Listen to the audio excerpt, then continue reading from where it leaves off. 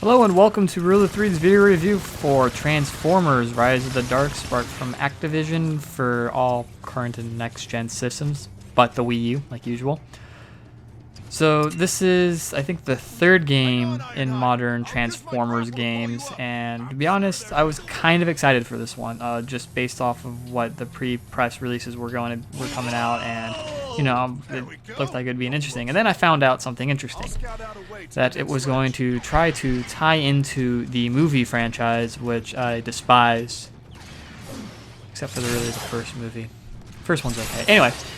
And that this was going to be a tie-in game to Extinction, which is out of theaters by now. I also want to hurry and just say I apologize for, getting this video out late. I've been on vacation. I just got back. So with that, in the end, Transformers Rise of the Darkspark kind of comes off as, the majority of movie tie-in games go. Oh, what do we have here? Is it something to eat? Fascinating. The sentient ones share CNA with the feral insectoid protoforms. Hey! What'd he call us? I don't know. Let's scrap him! Let me! The story of Rise of the Darkspark takes place in two time periods, the modern era and before Cybertron went to kaboom. It starts off in modern day, and you find out that there's this meteor, and Lockdown is looking for the Darkspark, which was a meteor. It crashes on Earth, and you have to go get it. Lockdown gets to it first, and it then goes into the backstory of what the Darkspark is and how, why it's there and why it's important. Which allows us to bring back in, certain dead Decepticons that were killed off in Rise of the Moon. On the whole, the story is very disjointed. The modern era stuff is kind of crap and boring, while the stuff that takes place on Cybertron is very disjointed because it just randomly switches back and forth between Autobots and Decepticons, instead of doing what I thought they did well in the last two games, which was have Autobot campaign and Deceptibot campaign, or Decepticon campaign, and separate the two stories and then get a full story versus kind of getting these like, oh, here's the Decepticons, oh, now we're at the Autobots, oh, now we're back at the Decepticons, oh, Autobots, and it just feels really disjointed. And while the lore is interesting, the story overall is kind of bland, boring, and we've seen it before. Not this thing that we have to traipse through acid and ruins. You have a desire to cease functioning, Starscream. I was just asking. Your ignorance is matched only by your incompetence. Now cut the static and bring me the Darkspark.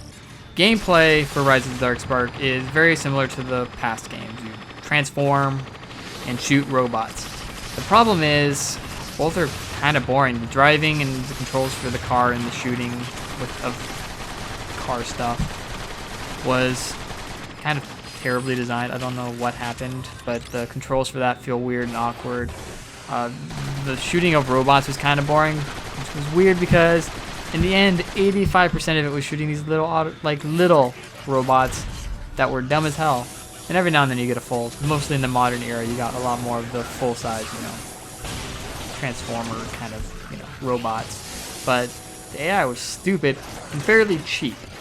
It seems that they could pretty much hit you wherever you were and just kill you really quickly, which is really stupid. The ammo system is kind of bad. Weapons are kind of... They're different and it's cool. There's a lot of variety, but none of them are like, oh my god, like this is an awesome gun. They're all just like pretty much the same gun with a different aiming reticule. There wasn't a whole lot of variety within those sections, but it is cool because you can customize each gun. That was kind of cool to have, different capacities, and you leveled up the guns. That was kind of fun. Speaking of leveling up, this does have kind of an RPG elements to some extent. As you play the game, there are little objectives that you complete, and by completing them, you get little ammo crates. There's bronze, silver, gold, different. They all have different quality weapons, upgrades, boosts, and stuff that work for the single player and multiplayer, which I'll talk about in a second. And overall, that system was pretty terrible. I don't know. It just, when I got a box, it's like, yeah, I got a box, and then inside it's all crap. And I got a lot of silver ones. and most of them were crap. Most of the time, the only cool things you get is just more different Autobots and Decepticons to play as for multiplayer. That's about it. Multiplayer is done in a Mass Effect 3 kind of wave-based gameplay called Echelon. You pick your Autobot and you fight with 4 other people and trying to survive waves and waves of enemies one after another. That mode is kind of fun, but once again, it's just very repetitive. I had the same problem with I had Mass Effect 3, which is just way too repetitive, and it gets boring after a while. So on the whole, I mean, gameplay was very underwhelming, and it's probably one of the most boring games I've played in recent memory. Worthless Autobots, give me the dark spark, or perish at the hands of Starscream. Get off! Transformers: Rise of the Dark Spark is a terrible Transformers game. I mean, Fall of Cybertron I thought was great, and the second one, which eludes the name eludes me at the moment, was also pretty fun. Rise of the Dark Spark just falls on every aspect of what I believe is a good game in terms of story, gameplay, and multiplayer. Just, I don't know what happened, and the fact that it's a movie tie-in and kind of a, what's the word? I don't know, cash in on trying to get into the movie franchise to make the games, you know, canon in that universe. Just felt kind of half-assed, and it just wasn't good. So I'm giving Transformers: Rise of the Dark Spark a pass rating.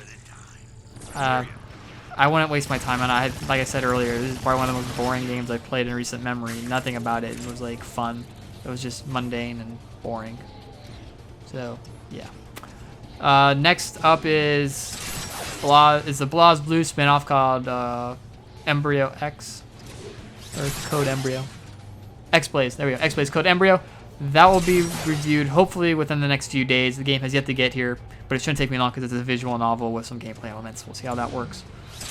Make sure to check out the website for more news and updates. Like I said, I'm back from vacation, so there'll be regular updates again. And thanks for listening, everybody. And always remember to trust in the rule of 3.